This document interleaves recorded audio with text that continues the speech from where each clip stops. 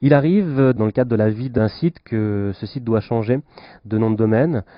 ou bien, sans changer de nom de domaine, que le webmaster et l'éditeur du site décident de mettre en place une nouvelle version. L'élément principal dans ce genre de contexte est de mettre en place ce qu'on appelle une stratégie de transfert de référencement.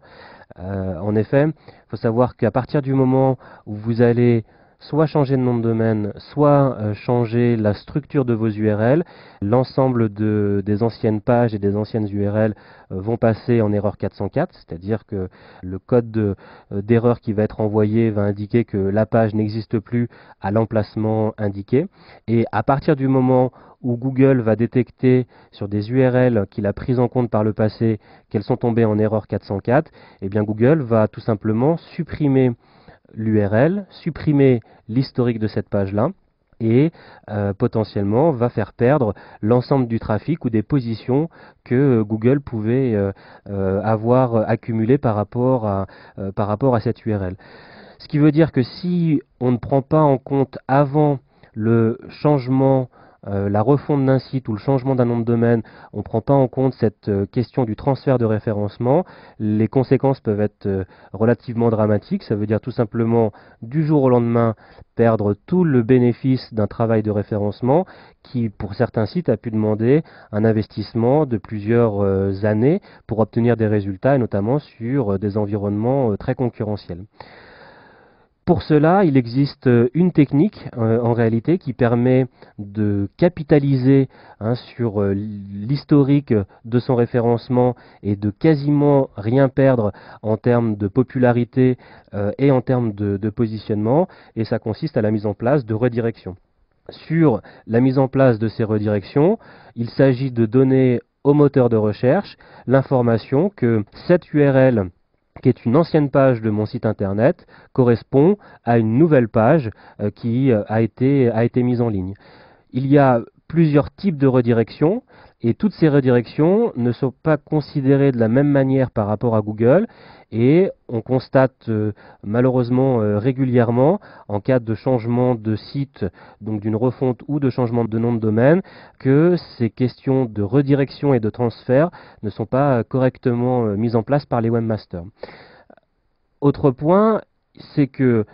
vos URL vont tomber en cas de changement de site en erreur 404. Il faut voir aussi que vos URL ont pu être diffusées et avoir des liens faits par d'autres sites. Et c'est là aussi dommage de perdre le bénéfice de ce trafic généré à partir des autres sites pour les faire arriver les internautes sur une page d'erreur 404 et qui ne va pas leur permettre de retrouver la page correspondante. Donc à la fois, pour ne pas perdre de trafic généré par les sites qui ont mis en place des liens vers vous, pour ne pas perdre le bénéfice du référencement, il y a une méthode de redirection à utiliser, et finalement il n'y en a qu'une seule malgré toutes les méthodes qui existent, c'est la mise en place d'une redirection permanente. Cette mise en place de redirection permanente, elle s'effectue de plusieurs manières, et on le verra juste après. Vous avez la mise en place donc d'une redirection 301, c'est le code qui est utilisé en tant que tel, et vous avez les autres manières de mettre en place des redirections qui ne sont pas utilisées parce qu'elles ne sont pas reconnues et prises en compte par les moteurs de recherche pour transférer l'historique et l'ancienneté de votre référencement et de votre positionnement vers les nouvelles pages. La première méthode à ne pas utiliser, c'est donc la redirection par meta-refresh. C'est une redirection, un mode de redirection très basique dans lequel on spécifie, donc vous le voyez ici, donc meta http equiv égale refresh. Content 20, c'est le nombre de secondes en fait que vous donnez pour faire la redirection. Alors là, en l'occurrence, sur cet exemple, c'est 20 secondes, mais vous pouvez indiquer à 0 secondes. Et vous indiquez l'URL de la page vers laquelle vous souhaitez rediriger. Alors cette redirection est visible de la part de l'internaute, c'est-à-dire que l'internaute va voir qu'il y a une redirection qui est en train de se mettre en place, qui peut être assez déconvenant pour lui et assez déstabilisant. Et puis vous avez une autre manière qui est la redirection en JavaScript, où là, toujours pareil, donc dans le code HTML de votre page, vous insérez un script en JavaScript qui indique ici l'URL vers laquelle vous souhaitez rediriger les internautes. Ces deux méthodes sont des méthodes relativement simples à mettre en œuvre. Dans votre code HTML de la page que vous souhaitez rediriger, vous ajoutez l'une ou l'autre de ces redirections. Elles vont marcher du côté de l'internaute et du côté du visiteur qui va être redirigé vers la bonne URL. Par contre, elles ne sont pas compatibles d'un point de vue du référencement ni d'un point de vue de la popularité par rapport à Google. C'est-à-dire que Google considérera l'ancienne page comme une page qui n'existe plus et ne renverra pas ni la popularité ni la position que l'ancienne page avait pu acquérir en termes de positionnement. Une nouvelle fois, la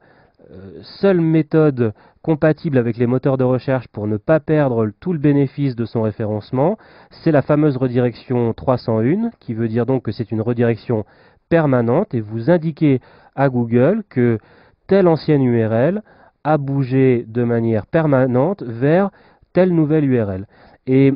Google, avec cette méthode de redirection 301, va prendre la position qui était acquise par l'ancienne page, va prendre la popularité, c'est-à-dire le nombre de liens qui pointaient vers l'ancienne page, pour donner toute cette historique à la nouvelle page qui vient pourtant d'être mise en ligne récemment, et pour donner cet historique et recréer un historique sur une page récente et lui donner une certaine ancienneté. Vous avez deux méthodes pour mettre en place ce type de redirection. La première, une nouvelle fois dans le code HTML de votre page, de mettre la fonction qu'on vous indique ici, en indiquant donc le type de redirection 301 pour une redirection permanente et en indiquant le lieu donc de la nouvelle URL que vous souhaitez rediriger. La deuxième méthode consiste dans un fichier qui se trouve à la racine du serveur, qui est un fichier qui s'appelle .htaccess, où vous indiquez la fonction redirect permanente, donc redirection permanente, vous indiquez l'ancien chemin, l'ancienne URL, et vous indiquez la nouvelle URL vers laquelle vous souhaitez basculer la nouvelle URL. Ce qu'il faut voir également avec cette méthode de redirection 301, c'est qu'elle va vous permettre donc de conserver l'historique du référencement, mais elle va vous permettre également de ne pas avoir à contacter tous les sites qui ont pu mettre en place des liens vers votre ancien site, ce qui serait une tâche extrêmement laborieuse de les contacter, de leur indiquer que vous avez changé de site web, de changer l'URL. Vos sites partenaires peuvent garder les anciennes URL et à chaque fois que l'internaute va cliquer sur le lien de ce site partenaire, il arrivera directement sur la nouvelle page correspondante et ce, de manière transparente, sans avoir le sentiment ou le principe d'être redirigé et donc d'être manipulé. Il va arriver directement sur la page correspondante au contenu qu'il cherchait au départ, sans avoir non plus à repasser par la page d'accueil du site ou en tombant sur une page d'erreur 404 qui est toujours un élément un petit peu déstabilisant par l'internaute et qui peut vous faire perdre des visites. Donc c'est vraiment la seule méthode à mettre en place, à la fois d'un point de vue de préservation du trafic depuis les sites partenaires et d'un point de vue de la capitalisation sur l'historique de son référencement. Comment vérifier le type de redirection qui est mis en place sur votre site web? Vous avez deux outils gratuits qu'on vous propose d'essayer. Le premier qui est sur apocalypse.com et le deuxième sur webrankinfo.com. Ces outils vous permettent tout simplement donc d'indiquer l'URL de la page dont vous voulez tester la redirection. Et là, dans l'exemple qu'on a à l'écran, eh bien justement, l'entête HTTP, donc l'entête HTTP, c'est tout simplement le code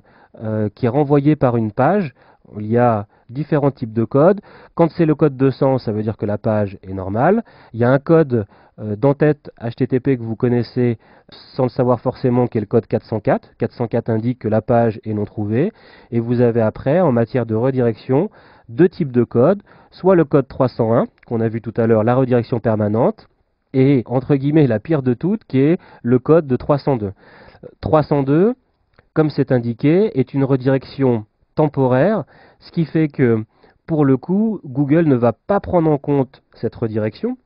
Quand on dit qu'il ne va pas prendre en compte, il va rediriger bien entendu l'internaute, mais il ne va pas rediriger, il ne va pas renvoyer ni l'historique du positionnement, ni l'historique en termes de popularité, et cette popularité et cet historique sera perdu. Et c'est vrai qu'on constate assez régulièrement la mise en place de redirection 302 dans le cadre de changements et de refonte de sites web, et c'est un élément, alors certes très technique, mais c'est un élément essentiel en matière de référencement parce que ça peut vous faire perdre tout le bénéfice, et une nouvelle fois un travail de plusieurs années en matière de référencement. Donc la redirection à bannir et la redirection 302 et les deux différents outils qu'on vous a présentés vous permettront de vérifier si effectivement vos pages renvoient le code correct en matière de redirection. Et donc une nouvelle fois, seule la redirection 301 compte dans le domaine du transfert du référencement.